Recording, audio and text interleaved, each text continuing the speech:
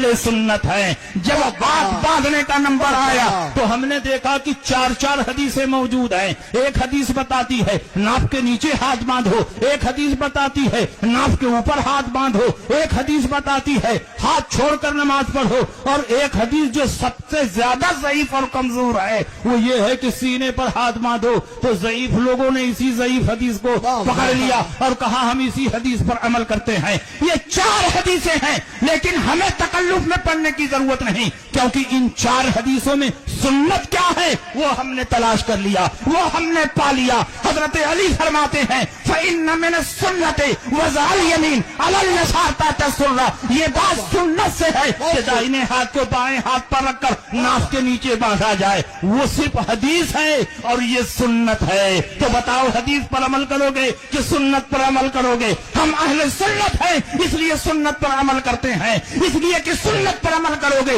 تو حدیث پر عمل ہو جائے گا, اور حدیث پر عمل کرو گے تو ضروری نہیں کہ رسول اللہ کی سنت پر عمل ہو, اس لیے کہ ہر سنت حدیث ہے لیکن ہر حدیث رسول اللہ کی سنت نہیں.